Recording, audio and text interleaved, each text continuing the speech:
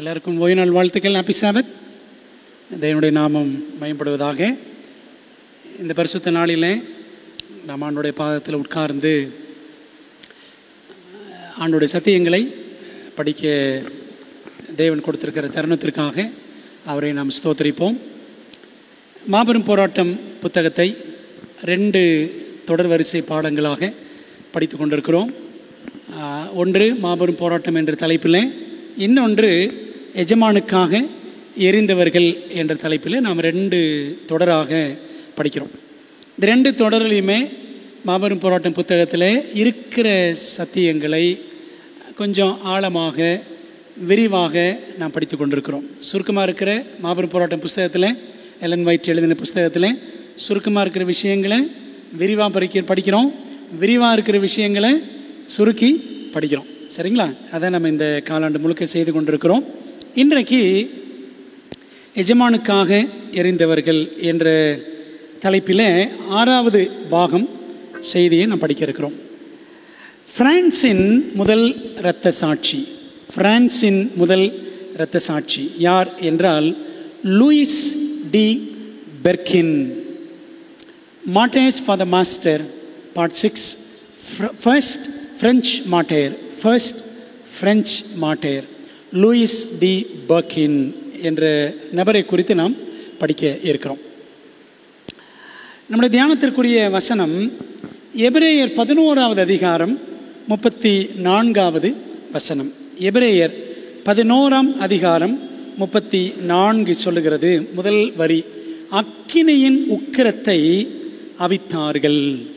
அக்கினியின் உக்கிரத்தை அவித்தார்கள் அல்லது அக்கினியின் உக்கிரத்தை அணைத்து போட்டார்கள் என்று நாம் பொருள் கொள்ளலாம்.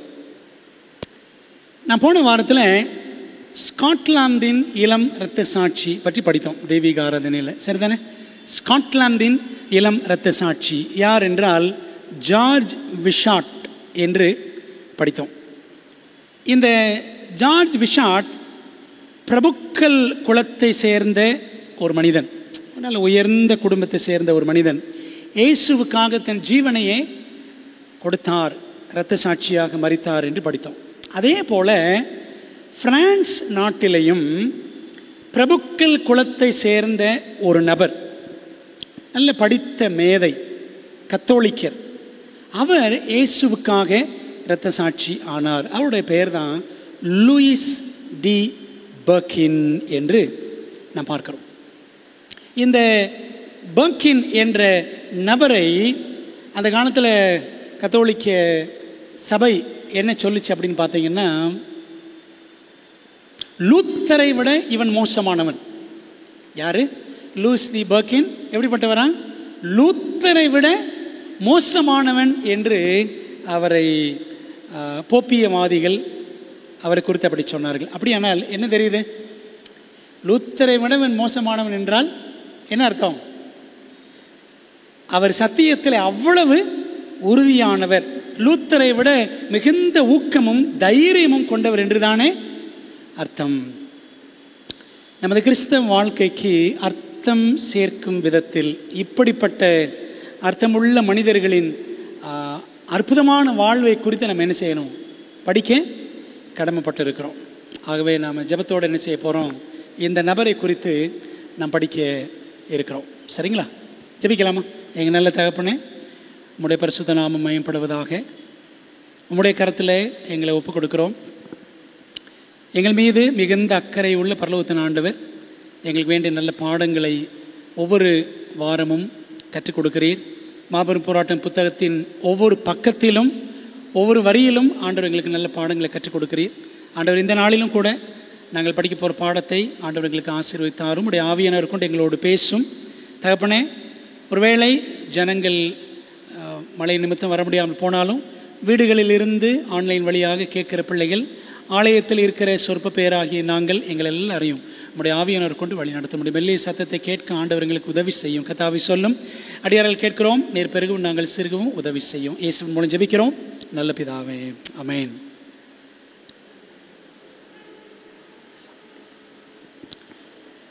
பிரான்சின் லூத்தர், இந்த லூயிஸ் டி பெர்கின் என்ற நபரை எப்படி அழைப்பாங்கன்னா த லூத்தர் ஆஃப் பிரான்ஸ் என்று அவர் அழைக்கப்பட்டார்.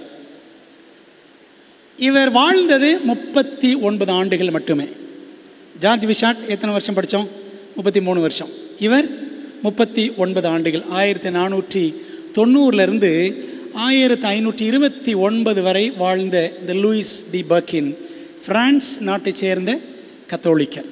இவரை பற்றி மாபெரும் போராட்டம் புத்தகத்தில் இருக்கா இல்லையா? இருக்கு. சரிங்களா? மாபெரும் போராட்டம் சாப்டர் 12 12ஆம் அதிகாரம் படித்தால் பிரெஞ்சு ரெஃபர்மேஷன், பிரெஞ்சு சீர்திருத்தம் என்ற அதிகாரத்தில் நம்ம என்ன செய்யலாம்? இவரை குறித்து படிக்கலாம். இவரை குறித்து ஒரு 11 பேராகிராஃப்ஸ், 11 பத்திகள் எலன் ஒயிட் எழுதியிருப்பாங்க. ஆனால் இன்னும் விலாவாரியாக நம் சரித்திரத்திலிருந்தும் நாம் இன்றைக்கு படிக்க போகிறோம்.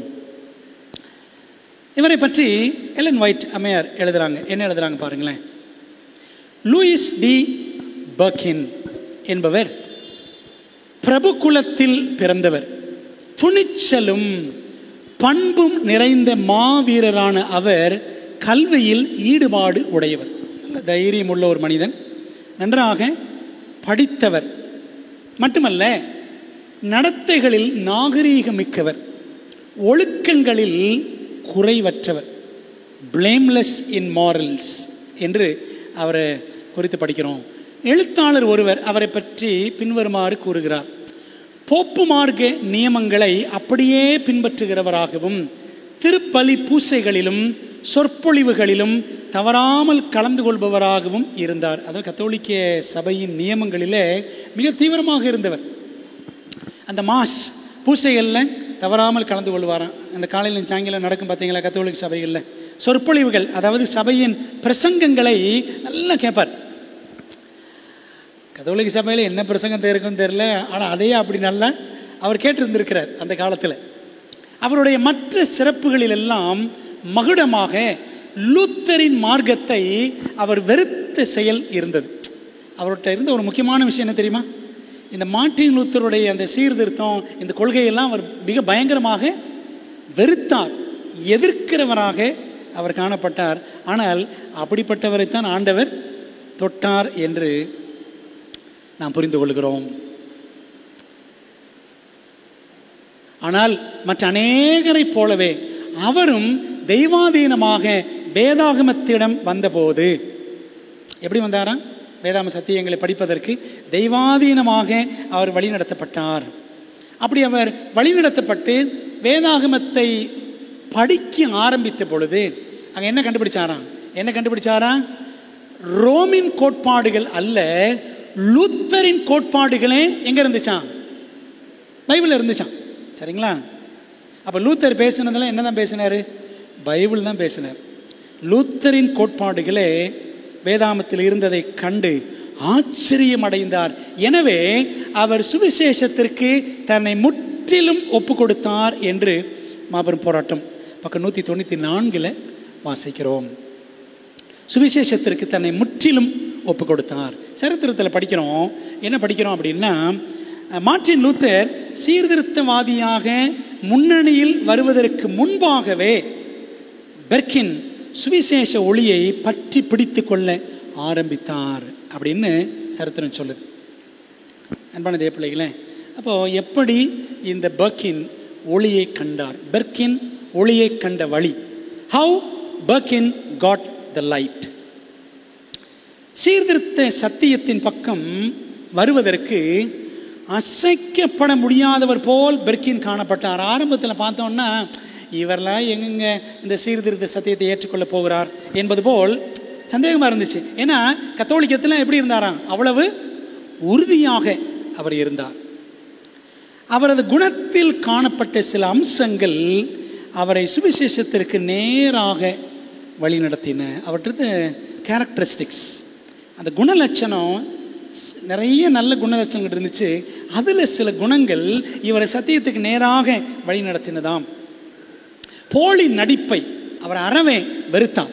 அதாவது இப்போ கிறிஸ்தவங்க மாதிரி சில நேரம் நம்ம நடிக்கலாம்ல, அந்த மாதிரிலாம் அவர் நடிக்க மாட்டார். பாசாங்கு அவர்கிட்ட கிடையாது. பிறரை காயப்படுத்தவும் மாட்டார். பிறரை காயப்படுத்தவும் மாட்டார். பிறர் காயப்படுவதை காண விரும்பவும் மாட்டார். அநீதிக்கு எதிரான இவரது குணம், அநீதிக்கு எதிரான இவரது குணம் சத்தியத்தை தேடுவதில் தீவிரத்தை உண்டு பண்ணியது. அநீதியான காரியங்கள் எதுவுமே செய்ய மாட்டார். அப்போ இந்த குணலட்சணங்கள் அவர் எங்கே வழி நடத்துச்சான்? சத்தியத்தை தேடுவதற்கு வழி நடத்தினது. பாரிஸ் நகர பல்கலைக்கழகத்தில், பாரிஸ் நகரத்தின் பல்கலைக்கழகம், அந்த பல்கலைக்கழகத்தில் இருந்த 2 முக்கியமான நபர்கள், ஜாக்கஸ் லெஃபெவர், இன்னொருத்தர் எராஸ்மஸ். இந்த 2 பேர் ரொம்ப முக்கியமானவர்கள் பிரான்ஸ் நாட்டில். சரிங்களா? இவங்களை பற்றி மாபெரும் போராட்டம் புக்கில் இருக்குது. சரிங்களா? நீங்கள் படிச்சிங்கன்னா உங்களுக்கு நல்ல ஞாபகம் இருக்கும். ஜாக்கஸ் லெஃபெவர் இவர் தான் பிரெஞ்சு மொழியில் புதிய ஏற்பாட்டை மொழிபெயர்த்து கொண்டு வந்தவர். அப்புறம் எராஸ்மஸ் என்பவர் ஒரு பெரிய அறிவாளி, ஒரு பெரிய ஞானி. அவர் தான் என்ன பண்ணார்? புதிய ஏற்பாட்டை கிரேக்க மொழியில் சுத்தமான சுவிசேஷத்தை, புதிய ஏற்பாட்டை மொழிபெயர்த்து வெளியில் கொண்டு வந்தவர் எராஸ்மஸ். அவருடைய அந்த பதிப்பை வச்சு தான் அப்புறம் என்ன பண்ணுச்சு? புதிய ஏற்பாடு வந்துச்சு. சரிங்களா? மார்ட்டின் லூத்தர் மொழிபெயர்த்தார். அதை வச்சு தான் நமக்கு தமிழ்லையும் புதிய ஏற்பாடு நமக்கு வந்திருக்கிறது. ஆகவே இந்த 2 பேர் முக்கியமானவர்கள், ஜாக்கஸ் லெஃபெவர், எராஸ்மஸ். இவர்களோடு இவருக்கு தொடர்பு ஏற்பட்டது. இவர்களிடத்திலிருந்து சுவிசேஷத்தை என்ன செய்தாராம்? லூயிஸ் டி பெர்கின் கற்றுக்கொண்டார் என்று நம்ம சரித்திரத்தில் வாசிக்கிறோம். பெடாவின் வெறியும் பெர்கினின் வாஞ்சையும். யார் பெடா? இந்த பெர்கின் காலத்தில் நோயல் பெடா என்று ஒரு மனிதன் இருந்தான். பிரான்ஸில் நோயல் பெடா, அவருடைய படம் கிடைக்கல, தேடி பார்த்தேன். இந்த நோயல் பெடா பிரான்ஸில் கத்தோலிக்க தியாலஜியன், கத்தோலிக்க இறையியல் வல்லுனர். சீர்திருத்த இயக்கத்தை, அதாவது பைபிள் சத்தியங்களை கடுமையாக எதிர்த்த ஒரு மனிதன். யாரு? Peta, Noel peta. இந்த நோயல் பெடாவை பற்றி எராஸ்மஸ் சொல்லும் பொழுது என்ன சொல்றார் பாருங்களேன். அது குறித்து எலன் ஒயிட் எழுதுறாங்க, பெடாவும் அவன் எப்படிப்பட்டவன் என்பதும் உங்களுக்கு தெரியும். யார்கிட்ட சொல்றாரு? லூயிஸ் டி பெர்கினை எச்சரிக்கிறார் எராஸ்மஸ். என்ன எச்சரிக்கிறாரு? பெர்கின், உனக்கு தெரியும் இந்த பெடா எப்படிப்பட்டவன். என்ன சொல்றாரு பாருங்க, அவன் எத்திசையிலும் நஞ்சு வீசும் 1000 தலைகள் உள்ள ராட்சதன். எந்த பக்கம் போனாலும் விஷத்தை கக்கக்கூடிய 1000 தலைகள் கொண்ட ராட்சதன். யாரு? பெடா அப்படின்னு அவனை பற்றி எராஸ்மஸ் சொல்லியிருக்கிறார். இதை எலன் ஒயிட் எழுதுறாங்க, மாபெரும் போராட்டம் பக்கம் 194 எழுதுறாங்க. இன்னொரு இடத்துல படிக்கிறோம், சரித்திரத்தில் என்ன படிக்கிறோம்னா, ஈவு இரக்கமற்ற சுவிசேஷ எதிரிகளுக்கெல்லாம் தலைவனாக விளங்கியவன் பெடா. யாரெல்லாம் பைபிளை ஃபாலோ பண்ணுறாங்க, சுவிசேஷத்தை பற்றி, இயேசு கிறிஸ்து பற்றி பேசுகிறாங்களோ அவர்களுக்கெல்லாம் இவன் என்ன செய்வானா? பயங்கர துரோகம் செய்யக்கூடியவன். ஈவு இரக்கமற்ற சுவிசேஷ எதிரிகளுக்கெல்லாம் இவன் தலைவன். ஒரு பெடாவுக்குள் 3000 துறவிகள் இருக்கின்றனர் என்று எராஸ்மஸ் கூறினார். அந்த காலத்தில் கத்தோலிக்க துறவிகள் மிகவும் கொடுமையானவர்கள், மிகவும் மோசமானவர்கள். அப்போது இந்த பெடாவுக்குள்ள எத்தனை துறவிகளாம்? 3000 துறவிகள். எப்படி லேகியனுக்குள்ள ஆயிரக்கணக்கான பிசாசுகளோ அந்த மாதிரி இந்த பெடாவுக்குள்ள 3000 துறவிகள் இருக்கின்றனர் என்று எராஸ்மஸ் என்ன செய்திருக்கிறார், சொல்லியிருக்கிறார் அப்படின்னு பார்க்குறோம். இப்போ இதுலேருந்து என்ன தெரியுதுன்னா, பெடா ஒரு பயங்கரமான வெறியன், கத்தோலிக்க வெறியன் என்று நம்ம தெளிவாக புரிந்து கொள்கிறோம். அன்பானவர்களே, பெடா ஒரு பக்கம் வெறித்தனமாக அலைந்த போது பெர்கின் என்ன செய்தாராம்? பெர்கின் சத்தியத்தை பிரான்சில் உள்ள அனைத்து ஆத்துமாக்களும் அறிய வேண்டும் என்ற வாஞ்சையுடன் அநேக கிறிஸ்தவ நூல்களை பிரெஞ்சு மொழிக்கு அவர் மொழிபெயர்ப்பு செய்தார். சரிங்களா? பெர்கினுடைய வாஞ்சை என்ன? பிரான்ஸ் முழுவதும் பைபிள் சத்தியம் போகணும் என்று அவருக்கு வாஞ்சி. பெடாவுக்கு வெறி. என்ன வெறி? இந்த சீர்திருத்த சத்தியங்களை யாரும் பேசக்கூடாது. இவருக்கு இருந்த வாஞ்சை என்ன? பெர்கினுக்கு எல்லாரும் சத்தியத்தை அறியணும் என்ற வாஞ்சை என்று நாம் படிக்கிறோம். அதனால் என்ன செய்கிறாரு? நல்ல கிறிஸ்தவ சத்திய புஸ்தகங்களை அவர் பிரெஞ்சு மொழிக்கு மொழிபெயர்ப்பு செய்தாராம். கைகளில் வேதாகமத்தை சுமந்து கொண்டு வீடு வீடாக சென்று இந்த சாதாரண சீடர் லேமேன் சத்தியத்தை அறிவித்தார். லூயிஸ் டி பெர்கின் ஒரு லேமேன், ஒரு சாதாரண விசுவாசி, அவ்வளோதான். கல்யாணம் கூட பண்ணிக்கல. he was never married, திருமணமே பண்ணிக்கல. வீடு வீடாக சென்று சத்தியங்களை அவர் அறிவித்தாராம்.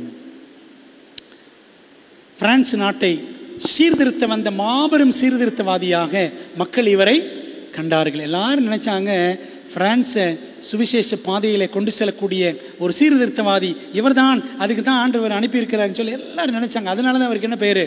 லூதர் ஆஃப் பிரான்ஸ் அப்படின்னு படிக்கிறோம். அக்கினியின் உக்கிரத்தை அவித்தார்கள் அப்படின்னு ஒரு வசனத்தை ஆரம்பத்தில் படித்தோம். பைபிளில் நீங்கள் பார்த்தீங்கன்னா அக்கினி என்பது எதை குறிக்கிறது? ஆண்டோடைய வசனத்தை குறிக்கிறது. அப்படி தானே? அவருடைய வசனத்தை குறிக்கிறது.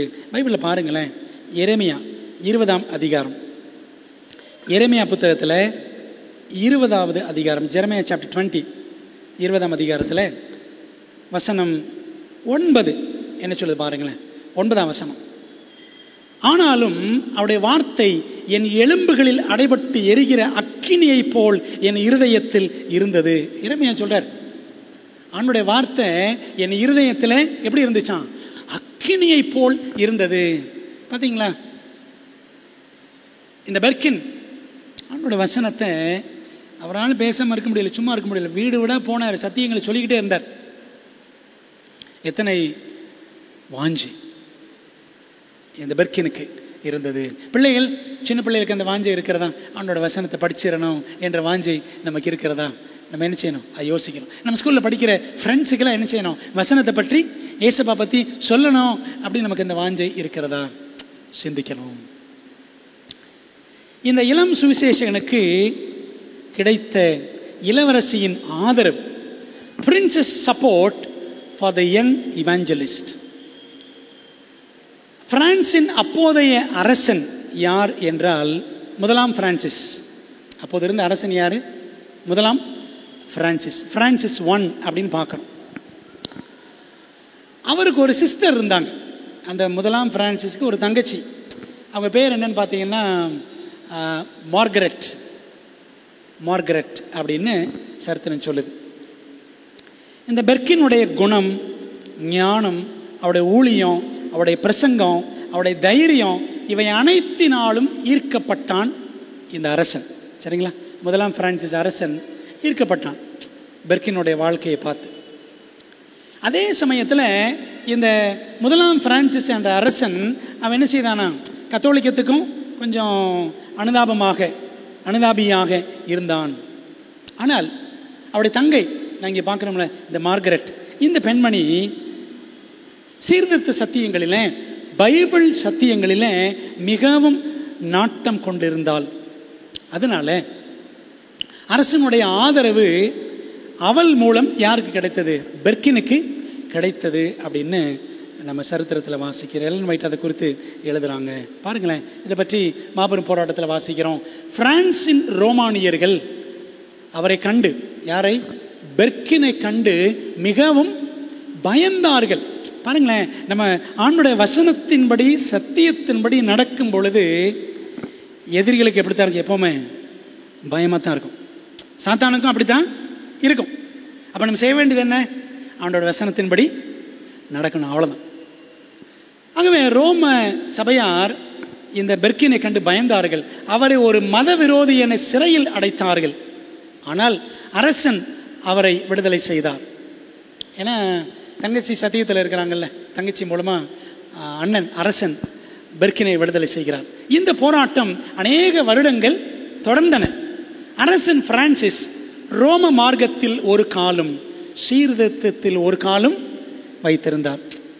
அதில் ஒரு கால், சேத்துல ஒரு கால். அப்படி யாரு? இந்த முதலாம் பிரான்சிஸ் என்ற அரசன் இருந்தான். அவர் துறவிகளின் கொடிய வெறியை சில சமயங்களில் சகித்து கொண்டார், சில சமயங்களில் கட்டுப்படுத்தவும் செய்தார். இந்த அரசன் என்ன செய்கிறாரு, இந்த கத்தோலிக்க துறவிகளுடைய அட்டகாசங்கள் எல்லாம் பார்த்துக்கிட்டு தான் இருந்தார், பார்த்து கொண்டிருந்தார். சில நேரங்களில் சகித்து கொண்டார், சில நேரங்களில் கட்டுப்படுத்தவும் செய்தார்.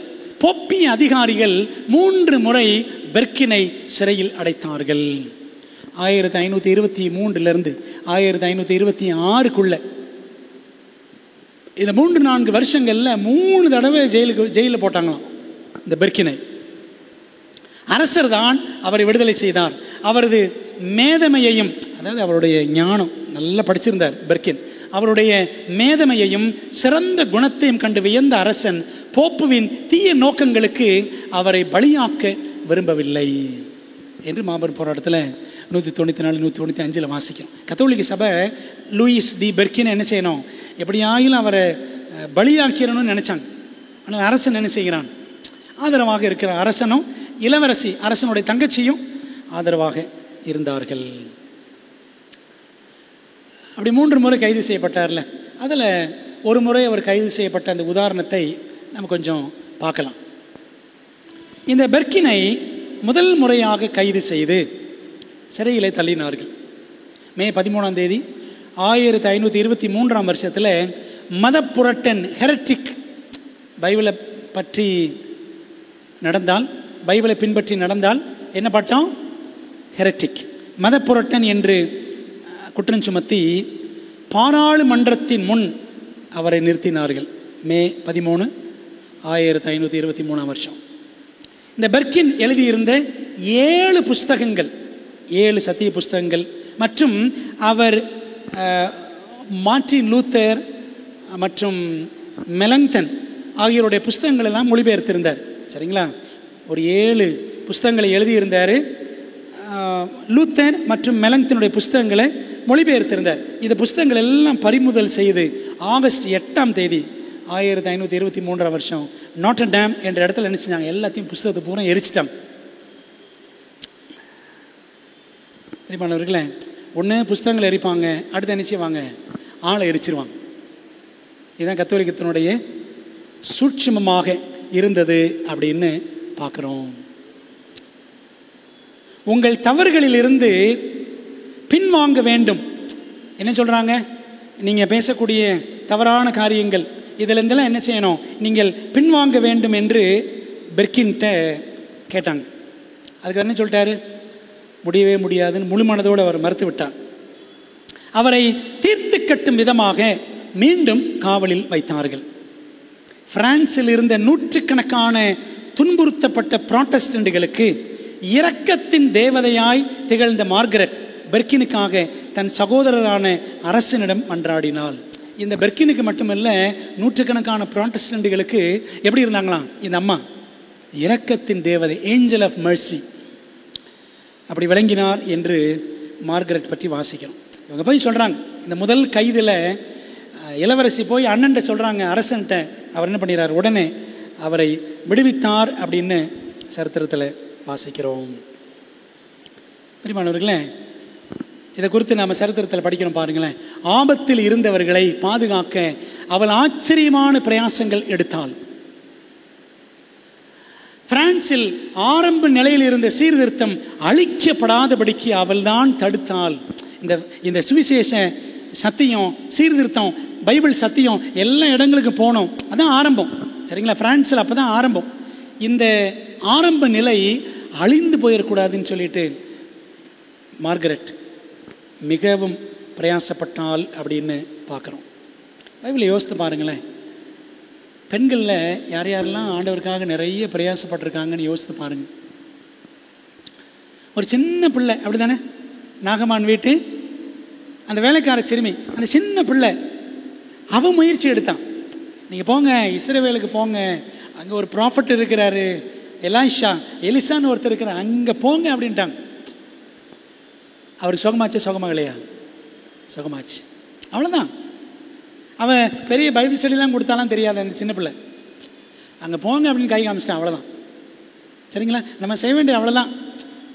ஜீசஸ்ட்ட நீங்கள் நம்பிக்கையாக இருங்க, ஒரே ஒரு லைன், அவ்வளோதான். Jesus loves you. ஜீசஸ் உங்களுக்கு ஹெல்ப் பண்ணுவாங்க. அவ்வளோதான், ஒரு லைன் சொன்னால் போதும். பிரியமானவர்களே, அதே மாதிரி எத்தனை பேர் இருக்காங்க பைபிளில்? ஏராளமான பெண்கள். மகதலேனா மரியாள், அவன் என்ன செய்தான்? தைலத்தெல்லாம் கொண்டு வந்து 1 வருஷம் சம்பாதிச்ச பணம், அந்த பணத்தில் தைலம் வாங்கி ஜீசஸுடைய தலையிலையும் பாதங்களையும் அவள் ஊற்றினாள் அப்படின்னு படிக்கிறோம். பார்த்தீங்களா? ஸோ அதே மாதிரி தான் இந்த மார்கரெட்டும் ஆண்டோடைய ஊழியக்கார பிள்ளைகளுக்காக அவள் மிகவும் உதவி செய்தாள் அப்படின்னு பார்க்குறோம். அன்பான தேவ பிள்ளைகளே, இப்படி அரசன் ஒரு பக்கம், இளவரசி ஒரு பக்கம் மிகவும் உறுதுணையாக இருந்தார்கள் பெர்கினுக்கு. அதனால் இந்த ஊழியக்காரர், நமக்கு அரசாங்க ஆதரவு இருக்கிறது, அரண்மனை ஆதரவு இருக்கிறது என்ற தைரியத்தில் அவர் ஊழியத்தை தொடர்ந்து செய்தார். சத்தியத்துக்கும் சத்தியவான்களுக்கும் சத்திய ஆதரவாளர்களை கர்த்தர் எங்கும் வைத்திருக்கிறார். பாருங்களேன், நம்ம சத்தியத்துக்காக நின்னோம் அப்படின்னு சொன்னால் நமக்காக நிற்பதற்கு ஆண்டவர் நமக்கே தெரியாமல் ஆட்களை எழுப்புவார். தேவனின் தூதுவர்களுக்கு நாம் துணையாய் நிற்போமா? நின்று இருக்கிறோமா? ஊழியக்காரர்களுக்கு ஒத்தாசையாக நம்ம இருந்திருக்கிறோமா? யோசித்து பாருங்க.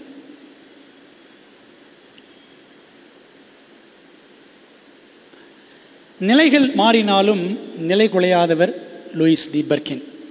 Never changing man amidst ever changing situations. அந்த காலகட்டத்தில் 1520-30 இந்த காலகட்டத்தில் பிரான்ஸில் சூழ்நிலைகள் மாறிக்கொண்டிருந்தன, கடுமையான சூழ்நிலைகள். கத்தோலிக்க அறிஞர்கள் மற்றும் துறவிகளின் சேனை பெர்கினை ஓயாது எதிர்க்கும் எதிரிகளாக எழும்பினர். எப்படா குற்றம் கண்டுபிடிக்கலாம் அப்படின்னு பார்த்துக்கிட்டே இருந்தாங்க இந்த கத்தோலிக்க மதவாதிகள். ஆனால் 1ஆம் பிரான்சிஸ் அரசனின் பலமான ஆதரவினால் கத்தோலிக்க பிரான்ஸ் தேசத்தை சீர்திருத்த பிரான்ஸ் தேசமாக மாற்றிவிட வேண்டும் என்ற பக்தி வைராக்கியத்துடன் பெர்கின் செயல்பட ஆரம்பித்தார். அவருக்குள்ளிருந்த அந்த வைராக்கியம் என்னும் அக்கினி, சத்திய வைராக்கியம் என்ற அக்கினி அவருக்குள்ளாக இருந்தது. பாருங்களேன், இன்னைக்கு நாம் அறிந்திருக்கிற சத்தியத்தில் நம்ம எவ்வளோ தூரத்துக்கு வைராக்கியமாக இருக்கிறோம் யோசித்து பாருங்க. நமக்கு தெரிஞ்சிருக்கிற எவ்வளோ சத்தியத்தில் நம்ம வைராக்கியமாக இருக்கிறோமா? இல்லை, ஆமாம் அப்படித்தான் இருக்கணும், எனக்கு தெரியும், ஆனால் இப்படித்தான் நான் இருக்கிறேன், என்ன பண்ணுறது, அப்படி தான் போயிட்டுருக்குறோமா? இந்த கத்தோலிக்க பிரான்ஸ் தேசத்தை சீர்திருத்த பிரான்ஸ் தேசமாக மாற்றணும்னு ஒரு பெரிய வைராக்கியம் அவருக்குள்ளாக, பெர்கினுக்குள்ளாக பற்றி எரிந்தது அப்படின்னு பார்க்குறோம். ஆனால் பெர்கினை அமைதியாக இருக்கும்படி, ஓய்வெடுக்கும்படி அல்லது வேறு நாட்டுக்கு ஓடிவிடும்படி கோழையும் சந்தர்ப்பவாதியுமான எராஸ்மஸ் என்ன பண்ணாராம்? அவர் ஆலோசனை சொன்னார். அது என்னம்மா? எராஸ்மஸ் வந்து ஒரு கத்தோலிக்கர், சரிங்களா? புதிய ஏற்பாடு கிரேக்க மொழியிலிருந்து அந்த கிரீக் டெக்ஸ்ட் கிரேக்கத்தில் கொண்டு வந்தவர் அவர் தான். சுத்தமான புதிய ஏற்பாட்டை அவர் தான் கொண்டு வந்தார் எராஸ்மஸ். ஆனால் கொஞ்சம் பயந்து சுபாவம் உள்ளவர், அதிகமாகவே பயந்து சுபாவம் அவருக்கு இருந்துச்சு. அதனால தான் அவரை பற்றி அம்மா எழுதுவாங்க, கோழையும் சந்தர்ப்பவாதியுமான எராஸ்மஸ். இன்னொரு இடத்துல சொல்லுவாங்க டிமிட் அண்ட் டைம் சர்விங், ஆங்கிலத்தில் அப்படி எழுதுவாங்க. அந்த இடத்துக்கு ஏற்ற மாதிரி நடந்துக்குவார். அப்போ அவர் சொன்னாராம் பெர்கினை பார்த்து, நீ வந்து இங்கே இருக்காத, உனக்கு எதிர்ப்பு ரொம்ப இருக்குது, நீ வேறு நாட்டுக்கு ஓடி போயிரு, இல்லாட்டி அமைதியாயிரு அப்படின்லாம் சொன்னார். ஆனால் பாருங்களேன், எராஸ்மஸின் அரசியல் ரீதியான சுய நாட்டமான ஆலோசனைகளை பின்பற்றுவதற்கு பதிலாக இன்னும் தைரியமிக்க நடவடிக்கைகளில் ஈடுபட தீர்மானித்தார் பெர்கின். ஒருத்தர் எச்சரிக்கை கொடுக்குறாரு, நீங்கள் இருக்காத ஓடி போயிரு அப்படின்னு. ஆனால் பெர்கின் எப்படி செயல்பட்டாராம்? இன்னும் தைரியமிக்க நடவடிக்கைகளில் ஈடுபட தீர்மானித்தார் பெர்கின். அந்த பர்துமையை குருடனை எல்லாரும் என்ன செஞ்சாங்க? அமைதியார் அப்படின்னாங்க. ஆனால் அவன் என்ன பண்ணான்? இன்னும் அதிகமாக சத்தம் போட்டான். சரிங்களா? அதே மாதிரி தான் ஊழியத்துலேயும் நம்மளை அமைதியாக்கணும்னு நினச்சா இன்னும் என்ன செய்யணும்? ஊழியத்தை அதிகமாக செய்யணும். அதை தான் பெர்கின் வாழ்க்கையில் நம்ம படிக்கிறோம். சத்தியத்தின் பாதுகாவலனாக நின்றதோடு மட்டுமல்லாமல் தவறுகளையும் தாக்கி பேசினார். சத்தியத்துக்காக நின்னார் பெர்கின், அதே சமயத்தில் தவறுகளையும் அவர் எதிர்த்து பேசினார். ரோமானியர்கள் அவர் மீது மதவிரோத குற்றச்சாட்டை பிணைக்க விரும்பினார்கள். ஆனால் அவர்கள் பேச முடியாதபடி பெர்கின் செய்து விடுவார். அவர் மீது நிறைய குற்றச்சாட்டுகள் கொண்டு வருவாங்க. ஆனால் எல்லாத்தையும் என்ன செஞ்சிருவார்? அவர் அமைதிப்படுத்தி விடுவார். அந்த அளவுக்கு அவர் வைராக்கியமாக பேசக்கூடியவராகவும் பெர்கின் இருந்தார் என்று சொல்லி மாபெரும் போராட்டம் பக்கம் 195 நம்ம அதை வாசிக்கிறோம். நோயல் பெடா நம்ம படித்தோம்ல. நோயல் பெடா, பெடா என்ற மனிதன் ஒரு பயங்கரமான கத்தோலிக்க அறிஞன். அவனுடைய புஸ்தகங்கள் மற்றும் சில அறிஞர்களுடைய எழுத்துக்களிலிருந்து 12 கருத்துக்களை பெர்கின் என்ன செய்தாராம்? எடுத்தார். கத்தோலிக்க புஸ்தகங்களிலிருந்து 12 கருத்துக்களை பெர்கின் எடுத்து அவை வேதாகமத்திற்கு எதிராகவும் மத புரட்டானவையாகவும் இருப்பதாக பகிரங்கமாக அறிவித்தார்.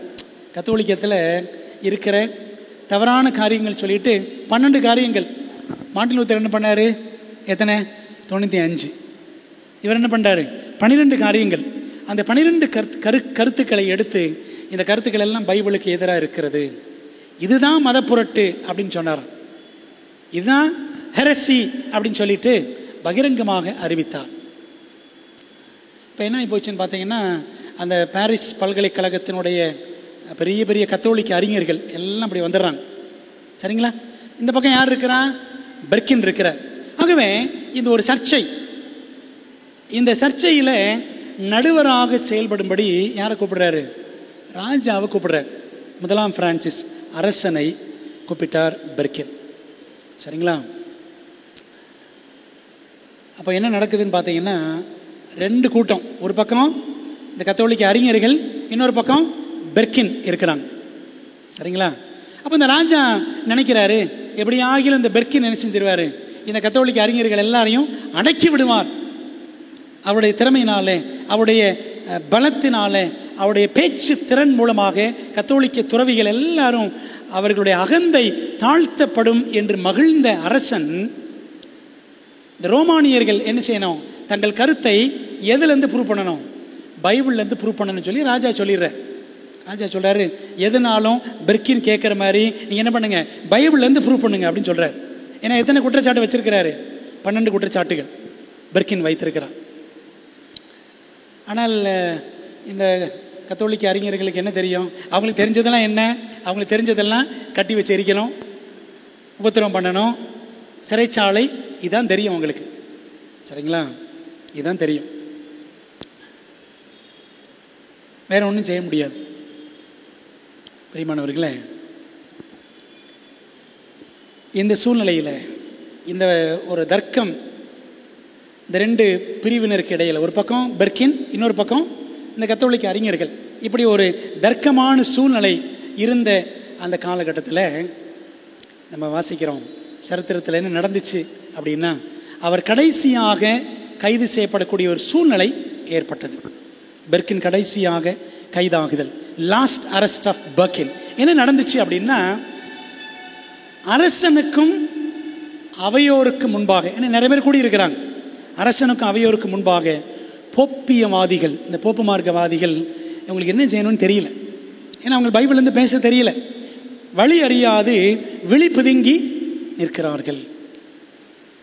கரெக்டாக அந்த நேரம் பார்த்து என்ன நடந்துச்சு அப்படின்னா, பாரிஸ் நகரத்தின் தெருக்கள் ஒன்றில், அங்கிருந்த தெருக்களில் ஒரு தெருவில் மிகவும் புனிதமாக கருதப்பட்ட ஒரு சிலை, கன்னிமரியால் குழந்தை இயேசு, இந்த சிலை ஒரு தெருவில் ஒரு மூலையில் உடைக்கப்பட்டு கிடந்தது.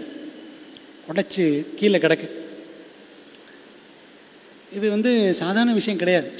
ஒரு கத்தோலிக்க நகரத்தில் இது ஒரு சாதாரண விஷயம் கிடையாது. France, it was completely under Catholicism. கத்தோலிக்கத்தின் கீழே நீங்கள் நல்லா பார்த்தீங்கன்னா 1538 அப்படின்னு படிக்கிறோம்ல, கிபி 1000 மன்னிக்கவும் கிபி 538. அப்போ தான் என்ன தொடங்குச்சு?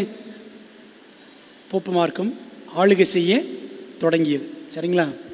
இந்த போப்பு மார்க்கம் ஆளுகைக்கு வருவதற்கு அடித்தளமாக இருந்த நாடு எந்த நாடு? பிரான்ஸ் நாடு தாங்க. பிரான்ஸ் தான். சரித்திரத்தை படிச்சு பாருங்க. கத்தோலிக்கத்தை மேலே கொண்டு வந்ததும் பிரான்ஸ் தான். கடைசியில் 1798 1260 ஆண்டுகள் முடிவில் கத்தோலிக்கத்தை அடித்து நொறுக்கி கவிழ்த்தது யார் தான்? பிரான்ஸ் தான். அதான் பிரெஞ்சு புரட்சின்னு படிக்கிறோம். சரிங்களா? அது பிரியமானவர்களே, அப்போ அந்த நாட்டில் இந்த கன்னிமரியால் குழந்தைய சிலை உடஞ்சி கிடக்கு அப்படின்னா நகரமே கலங்கியது. பாரிஸ் நகரம் கலங்கியது. ஜனங்கள் எல்லாரும் ஒன்று திரண்டார்கள். அரசனும் ஆடி போனான். எதுவும் பிரச்சனை ஆயிருமோ அப்படின்னு ராஜாவுக்கும் ஒரு கலக்கம். எதிரிகளுக்கு இது என்ன ஆயிடுச்சு? ஒரு நல்ல வாய்ப்பாயிடுச்சு, நல்ல சான்ஸ் ஆயிடுச்சு. அப்போ என்ன சொல்கிறாங்க அப்படின்னா, இதுக்கெல்லாம் காரணம் யார்? இந்த பெர்கின் தான். இவனால தான், இவனுடைய பிரசங்கங்கள், இவனுடைய கொள்கைகளால் உண்டான விளைவுகள் தான் இன்னைக்கு நகரத்தில் சமாதானமே, நாட்டில் சமாதானம் இல்லை.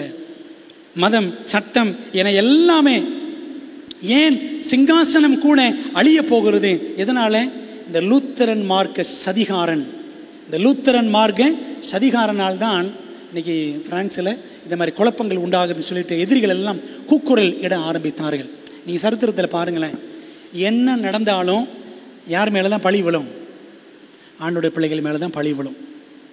சரிங்களா? இதுதான் அந்த காலத்தில் நடந்திருக்கு. 1ஆம் நூற்றாண்டில் அப்படித்தான் நடந்துச்சு. நீரோ காலத்தில், இடைப்பட்ட காலத்திலையும் இப்படி தான் நடந்திருக்கு. இந்த உதாரணம் பார்த்தோம். பிரியமானவர்களே, இனி வரப்போகிற நாட்களிலும் தேசத்தில் அழிவுகள், நாசமோசங்கள் அல்லது சமாதானமற்ற சூழ்நிலை என்ன நேரிட்டாலும் பழி எங்கே விழும்? சத்தியத்தை யார் பின்பற்றுகிறார்களோ அவர் மீது தான் பழி சுமத்தப்படும் என்பதை நம்ம இந்த பாடங்களை படிக்கும்பொழுது மனசில் வச்சுக்கணும். அன்பான தேவ பிள்ளைகளே, அப்போ என்ன செய்கிறாங்க? பெர்கினை கைது பண்ணிடுறாங்க. பெர்கின் கடைசியாக கைது செய்யப்பட்டார். பெர்கின் அவர் கைது செய்யப்பட்டு கொண்டு செல்லப்படக்கூடிய நேரத்தில் பார்த்தீங்கன்னா ராஜா என்ன பண்ண? ராஜா ஓடி போயிடுறார். அம்மையார் எழுதுவாங்க, சரித்திரம் சொல்லுது, அரசன் பாரிஸை விட்டே அவன் சென்று விட்டான். பயந்துட்டான். அவன் காப்பாற்றுவான்னு நினச்சான். ஆனால் அவன் என்ன செய்யலை, அவன் ஓடி போயிட்டான். எதிரிகளுக்கு தடையேதும் இல்லாமல் போனது. பெர்கின் விசாரிக்கப்பட்டார். மரண தண்டனை விதிக்கப்பட்டது. அவரை காப்பாற்ற பிரான்சிஸ் தலையிடாததால், 1ஆம் பிரான்சிஸ் அரசன் தலையிடாததால் தீர்ப்பளித்த அன்றே அவருக்கு தண்டனை நிறைவேற்றப்பட்டது. ராஜா இல்லை, இன்னைக்கே என்ன செஞ்சிடும், இவனை கொன்னுருவான்னு சொல்லிட்டு என்ன பண்ணிட்டாங்க? அவர்கள் தீர்மானித்தார்கள். கத்தோலிக்க கூட்டம் தீர்மானித்தது. அன்பான தேவ பிள்ளைகளே, பெர்கினுடைய மரண நேர மணித்துளிகள் என்ன நடந்துச்சு அப்படின்றத நம்ம பார்க்கணும். சரிங்களா? Perkins death facing moments. Elon white எழுதுவாங்க. அவங்க எழுதியிருக்கிறத அவருடைய பிரித்து ஒரு 7 குறிப்பாக எழுதியிருக்கிறேன். மரண மேடையை நோக்கி பெர்கின் நடத்தி செல்லப்பட்டார். திரளான ஜனங்கள், கிட்டத்தட்ட 20,000 பேர் கூடியிருந்தாங்களாம். 20,000 people கூடியிருந்தார்கள். அப்போ எல்லோரும் நினச்சாங்க, உயர்குடியைச் சேர்ந்த பிரபுக்கள் குடும்பத்தை சேர்ந்த வீரதீரமான இவருக்கா இப்படி என்று சிலர் ஆச்சரியத்தோடும் பலர் பரியாசத்தோடும் பார்த்தார்கள். சிலர் ஆச்சரியப்பட்டாங்க, பலர் இவனுக்கு நல்லா வேணும் அப்படின்னு என்ன செஞ்சாங்க? பரியாசம் பண்ணினார்கள். பெர்கினின் முகத்தில் எந்த கவலையும் தென்படவில்லை. கவலையே கிடையாது. கர்த்தரின் பிரசன்னம் மாத்திரமே அவர் நினைவில் இருந்தது. He was just thinking of the presence of God. ஆண்டோடைய சமூகத்தை தான் நினச்சிக்கிட்டு இருந்தாராம். சிறப்பான வஸ்திரம் உடுத்தி இருந்தார். சாக போகிறாரு, ட்ரெஸ் எப்படி போட்டிருந்தாராம்? சிறப்பான வஸ்திரம். சில நேரங்கள் பாருங்களேன், அடிக்கடி நான் பார்த்துருக்கிறேன். சில நேரம் சர்ச்சுக்கு வரும்போது கூட பார்த்தீங்கன்னா சரியான ஆயத்தங்கள் இல்லாத விதத்தில் தான் நம்முடைய ஆடைகள் கூட இருக்கும். ஆனால் சாக போகிற மனுஷன் மிக சிறப்பாக என்னெல்லாம் ட்ரெஸ் போட்டுருந்தான்னு எழுதியிருப்பாங்க. எல்மைட் நீங்கள் படித்து பாருங்கள், மாபெரும் போராட்டம் 12ஆம் அதிகாரத்தில் என்னெல்லாம் ட்ரெஸ் போட்டிருந்தாரு அந்த ட்ரெஸ்ஸை கூட விவரமாக எழுதியிருப்பாங்க. நான் சுருக்கமாக எழுதிட்டேன். சிறப்பான வஸ்திரம் உடுத்தி இருந்தார், துக்கத்தை அல்ல சந்தோஷத்தை மட்டுமே வெளிப்படுத்தினார். எல்லாரும் பார்க்குறாங்க, அவர் முகத்தில் என்ன இல்லை, துக்கமே கிடையாது, சந்தோஷம்தான் வெளிப்படுத்தினார். அவர் பார்த்த ஜனங்கள் சொன்னாங்களாம், ஆலயத்தில் அமர்ந்து பரிசுத்தமான காரியங்களை தியானிப்பவர் போல காணப்படுகிறார் என்றனர் ஜனங்கள். ஜனங்கள் நினச்சிக்கிட்டாங்களாம், ஆலயத்தில் உட்காந்து தியானம் பண்ணுற மாதிரில அவர் இருக்கிறாரு. தியானம்னு என்னது? யோகா பண்ணுறது கிடையாது, சரிங்களா? அதை நம்ம சொல்லலை தியானம்னு. பைபிளை படிக்கிறேன், தியானிக்கிறேன், பைபிளை சிந்திக்கிறேன், ஆலயத்தில் உட்காந்து தியானிக்கிற மனிதனை போல அல்லவா இவர் இருக்கிறார் அப்படின்னு சொல்லி எல்லாரும் ஆச்சரியப்பட்டாங்க. நம்ம ஆலயத்தில் உட்காந்து ஆண்டோட வசனத்தை தானே தியானிக்கிறோம், சில நேரத்தில் எதையோ நினச்சிக்கிட்டு இருப்போம், அப்படி தானே? பெரியமானவர்களே, எப்பேற்பட்ட மனிதன் இந்த பெர்கின் என்பதை நாம் சற்று யோசிக்கணும். அக்கினி கம்பத்தில் கட்டப்பட்ட நிலையில் ஜனங்களிடம் சில வார்த்தைகள் சொல்ல முயன்றார். சில வார்த்தைகள் பேசலாம்னு நினச்சார். ஜார்ஜ் விஷாட் பேசினார்ல, இவர் பேசணும் முயற்சி பண்ணார், ஆனால் என்ன செய்யலை, பேச உடல்.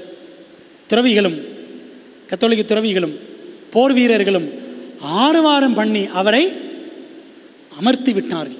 அவர் பேச விடலை. இவனை பேச விட்டால் இன்னும் என்ன ஆயிடுவாங்க, நிறைய பேர் சீர்திருத்த சத்தியத்தில் போயிடுவாங்கன்னு சொல்லிட்டு அவர் பேச விடலை. பெர்கின் எரிக்கப்பட்டார், மூச்சு திணறி இறந்தார் என்று சரித்திரத்தில் வாசிக்கிறோம். பிரியமானவர்களே, உங்களுக்கு நான் சொன்னேன், அவர் மரிக்கிற சமயத்தில் திரளான கூட்டம் அணிதிரண்டு அங்கே கூடியிருந்தார்கள். அணிதிரண்டு எழும்பின சத்திய சாட்சிகள், multitude of witnesses for the truth. 20,000 பேருக்கு மேலே அங்கே இருந்தாங்க. ஏப்ரல் 17ஆம் தேதி, ஏப்ரல் 17, 1529, 1529 வருஷம். அந்த தேதியில் பெர்கினின் மரண வேளையில் 20,000 பேர் கூடியிருந்தார்கள். மாபெரும் போராட்டத்தில் படிக்கிறேன் பாருங்களேன், எலன்வெட் எழுதுகிறாங்க, அவரது மரண செய்தியால் பிரான்ஸ் முழுவதிலும் இருந்த சீர்திருத்தத்தின் நண்பர்கள் மிகுந்த துக்கம் அடைந்தார்கள். சீர்திருத்த சத்தியங்களை ஏற்றிருந்த நண்பர்கள் நிறைய பேர் துக்கப்பட்டாங்க, மிகுந்த துக்கம். ஆனால் அவரது முன்மாதிரியை, முன்னுதாரணத்தை அளிக்க முடியவில்லை. அந்த எக்ஸாம்பிள் அளிக்க முடியுமா? முடியாது. அவங்க சொன்னாங்களாம், கூடியிருந்த அநேகர் சத்தியத்தின் சாட்சிகள் சொன்னார்கள், இனி வரும் வாழ்க்கை மேல் எங்கள் கண்களை வைத்து. இனி வரும் வாழ்க்கை என்னது? என்ன வாழ்க்கை? பரலோக வாழ்க்கை, சரிங்களா? நமக்கு என்ன நினைக்க, இன்றைக்கி உலகத்தில் இனி வரும் வாழ்க்கைன்னா வெளிநாட்டுக்கு போகிறது, இன்றைக்கி அப்படி தான் ஆகிப்போச்சு. இனி வரும் வாழ்க்கை மேல் எங்கள் கண்களை வைத்து மரணத்தை மகிழ்ச்சியுடன் சந்திக்க நாங்களும் கூட ஆயத்தமாக இருக்கிறோம் என்று சத்தியத்தின் சாட்சிகள் கூறினார்கள். மாபெரும் போராட்டம் பக்கம் 197 வாசிக்கிறோம். நாங்கள் என்ன செய்வோம்? இனி வரப்போகிற இந்த பரலோக வாழ்க்கை மேலே கவனம் வைத்து ஆண்டவருக்காக நாங்கள் என்ன செய்வோம்?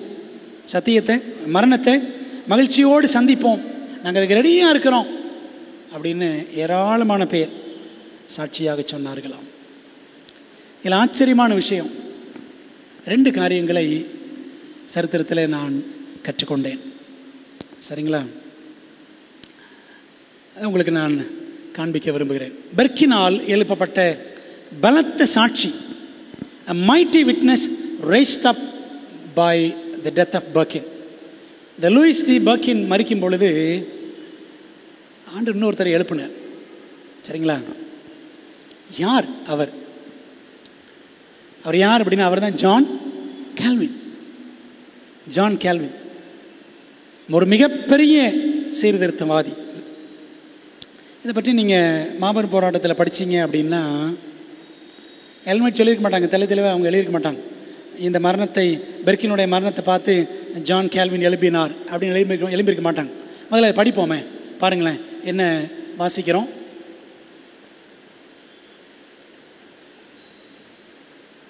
இத்தகைய பயனற்ற போராட்டங்களில் கால்வின் ஈடுபட்டிருந்த போது, அதாவது இந்த கத்தோலிக்க காரியங்களில் ஈடுபட்டிருந்தார். அவர் ஒரு கத்தோலிக்கன். யார்? கால்வின். இத்தகைய பயனற்ற போராட்டங்களில் கால்வின் ஈடுபட்டிருந்த போது ஒரு நாள் பொது சதுக்கம் ஒன்றிற்கு செல்லும் வாய்ப்பு கிடைத்தது. பப்ளிக் ஸ்கொயர், ஒரு பொது இடத்துக்கு போகிறார் ஜான் கால்வின். அங்கு அவர் மத விரோதி ஒருவர் எரிக்கப்படுவதை கண்டார். யார் அந்த மத விரோதி தெரியுமா? இந்த பெர்கின். அந்த இரத்த சாட்சியின் முகத்தில் காணப்பட்ட சமாதானம் இவரை ஆச்சரியத்தால் நிரப்பியது. அந்த மோசமான மரணத்தின் சித்திரவதைகளுக்கு மத்தியிலும் சபையால், ரோம சபையால் மோசமான தீர்ப்புக்கு ஆளான நிலையிலும் அந்த இரத்த சாட்சி காட்டிய தைரியத்தையும் விசுவாசத்தையும், எவ்வளோ தைரியம், எவ்வளோ விசுவாசம், இதெல்லாம் பெர்கின்ட்ட இருந்துச்சுல்ல. அந்த தைரியத்தை விசுவாசத்தையும் தான் சபைக்கு முற்றிலும் கீழ்ப்படிந்து வாழ்ந்திருந்தும் தன்னிடம் காணப்பட்ட விரக்தியோடும் அந்தகாரத்தோடும் கால்வின் ஒப்பிட்டு பார்த்தார்.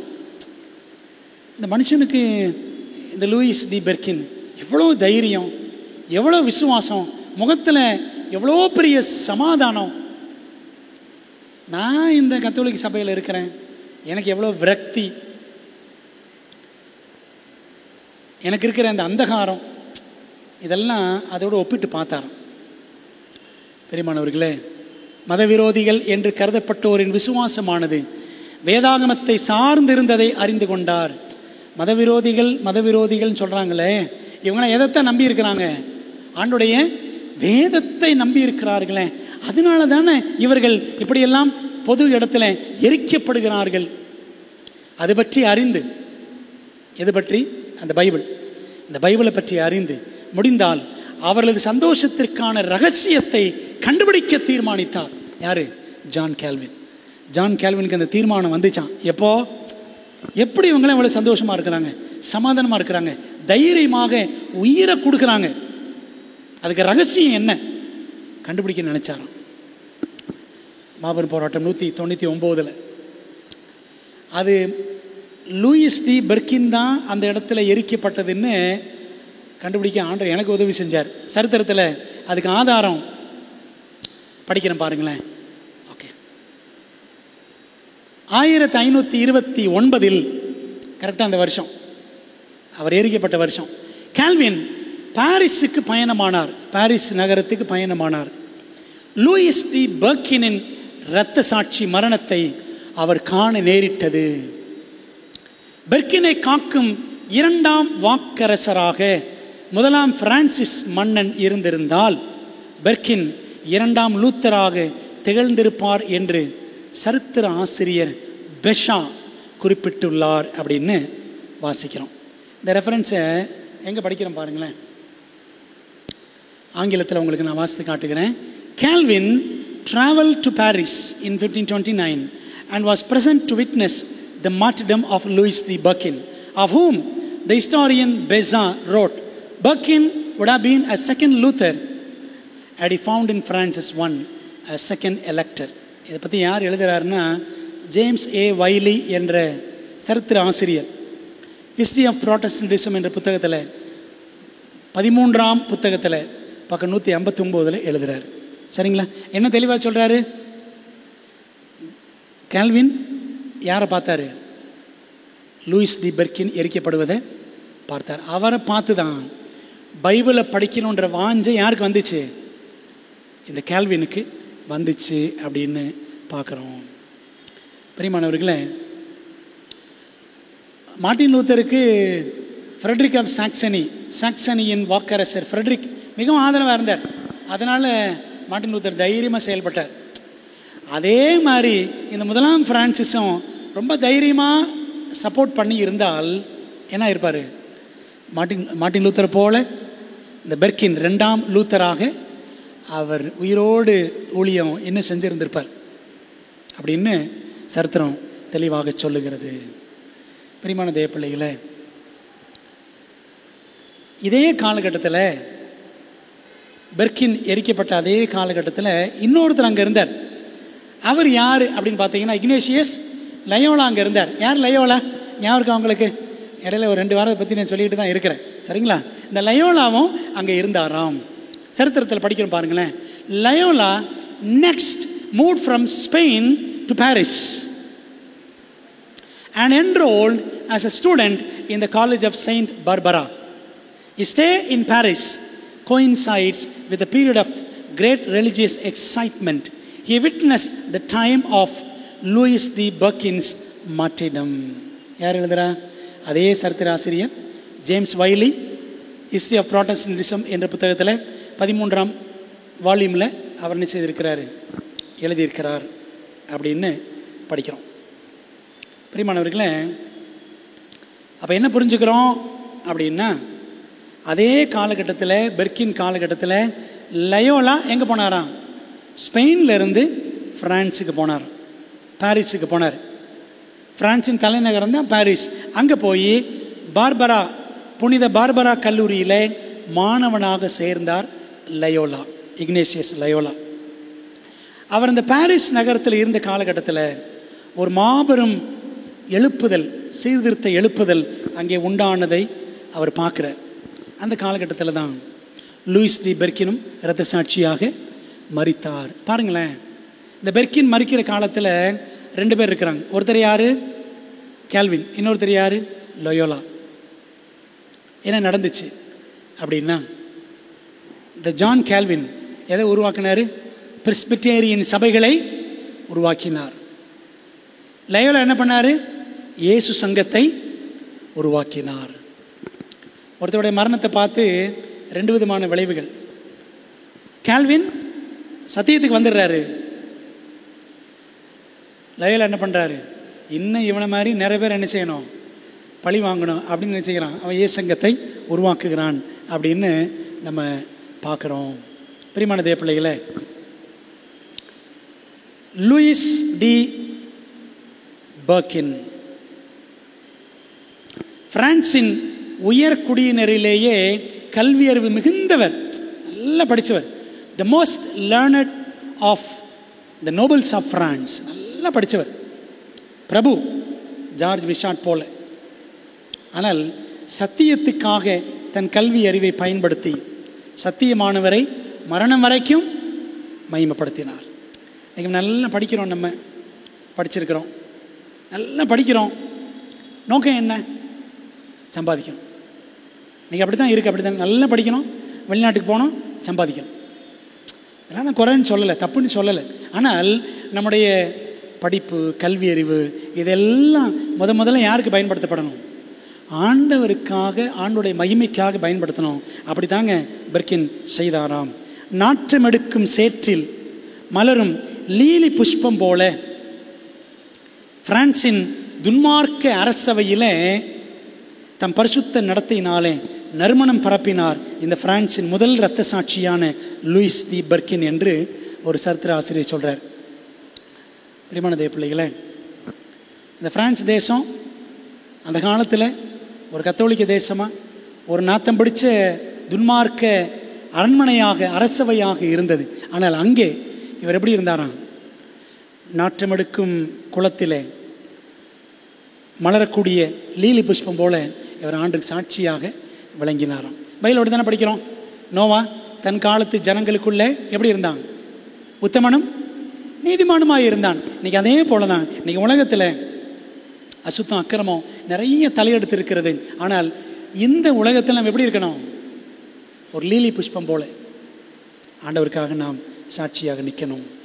தேவனுக்கு மகிமை நாம் சேர்க்க வேண்டும். அதான் பைபிள் சொல்லுது, தேவனுக்கு பயந்து அவரை மகிமைப்படுத்துங்கள், அவர் நியாயத்திற்கு கொடுக்கும் வேலை வந்தது அப்படின்னு வாசிக்கிறோம். பிரியமான தேவ பிள்ளைகளை, அவர் நியாயத்திற்கு கொடுக்கும் வேலை முடிவுக்கு வந்து கொண்டிருக்கிறது. அவருடைய நியாயத்திற்கு சீக்கிரம் முடிய போகுது.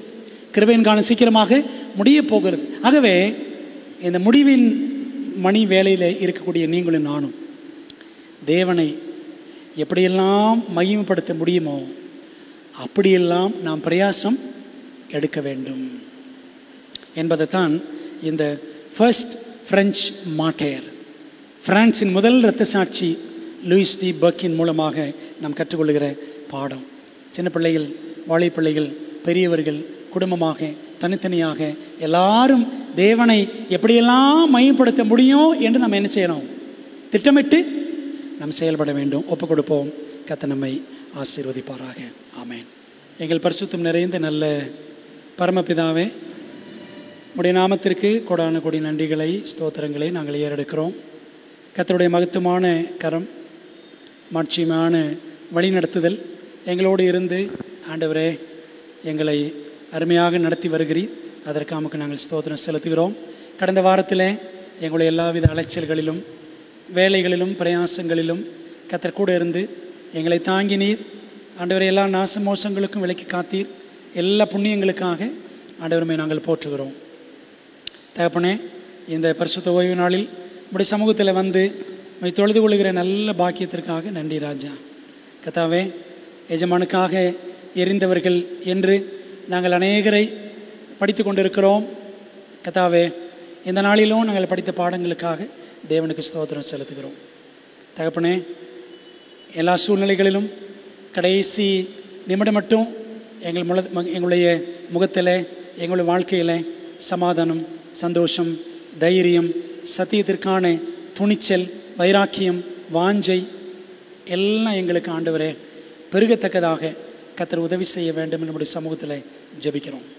கர்த்தாவே, நம்முடைய சத்தியத்தை பின்பற்றும் பொழுது நம்முடைய ஆவியின் வல்லமையை எங்களுக்கு கொடுத்து ஆண்டவரை உமக்காக நிற்பதற்கு நீர் எங்களுக்கு பலன் தருகிற தேவனாக இருக்கிறீர்.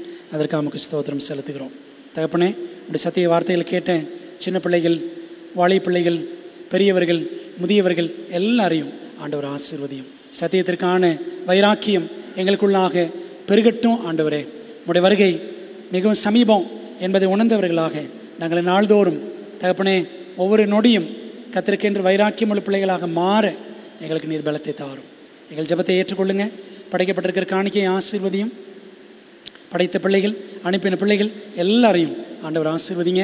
இந்த ஓய்வு நாளில் நாங்கள் தேவனோடு நெருங்கி சேர எங்களுக்கு நீர் கிருபை செய்ய வேண்டும் என்று ஒப்படைக்கிறோம். ஆண்டவரே, உம்முடைய சத்தியங்களை கவனமாய் கருத்தாய் ஆராய்ந்து படிக்கிற கிருபைகளை எங்களுக்கு நீ தர வேண்டும் என்று ஜெபிக்கிறோம். ஆண்டவர், இந்த மாபெரும் போராட்டம் சத்திய புத்தகத்தையும் இந்த காலாண்டு பாடங்களையும் நாங்கள் கவனமாய் படிக்கிற உற்சாகத்தை எங்களுக்கு தாரும். எங்கள் ஜெபத்தை ஏற்றுக்கொள்ளும். இந்த சத்தியங்களை படிக்கிறது நிமித்தம் நாங்கள் இன்னும் ஆண்டவரிடத்தில் நெருங்கி சேரக்கூடிய கிருபைகளை எங்களுக்கு நீ தாரும். எங்களோடு கூட இரும். இந்த இரவில் எங்களை கண்மணி போல பாதுகாத்தரலும். பத்திரமாக இல்லங்களுக்கு செல்ல உதவி செய்யும். மீண்டும் காலையில் கர்த்தருடைய சமூகத்தில் வந்து உம்மை தொழுது கொள்ளக்கூடிய உம்முடைய மகிமையை இன்னும் அறிகிற அறிவில் வளரக்கூடிய கிருபைகளை எங்களுக்கு தந்து திருச்சபையும் சபையார் எல்லாரையும் ஆண்டவர் ஆசீர்வதித்து இந்த ஓய்வு நாள் இருக்கிற ஊழியங்கள் எல்லா காரியங்களையும் ஆண்டவர் ஆசீர்வதித்து வழி நடத்தும்படி இயேசுவின் நாமத்தில் ஜெபிக்கிறோம்.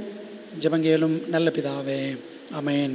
என் ஆத்மாவே கர்த்தரை ஸ்தோத்திரி, என் முழுமையோடு பரிசுத்த நாமத்தை ஸ்தோத்திரி. என் ஆத்மாவே கர்த்தரை ஸ்தோத்திரி, அவர் செய்த சகல உபகாரங்களையும் மறவாதே. ஆமென். நம்முடைய கர்த்தராக இருக்கிற இயேசு கிறிஸ்துவின் கிருபையும் பிதாவாகிய தேவனுடைய அன்பும் ஆவியானவரின் ஐக்கியமும் ஆசீர்வாதமும் தேவதூதர்களின் காவலும் வழி நடத்தலும் நம்ம எல்லாரோடும் என்றும் என்றும் சதா காலங்களிலும் தங்கியிருப்பதாக. ஆமென்.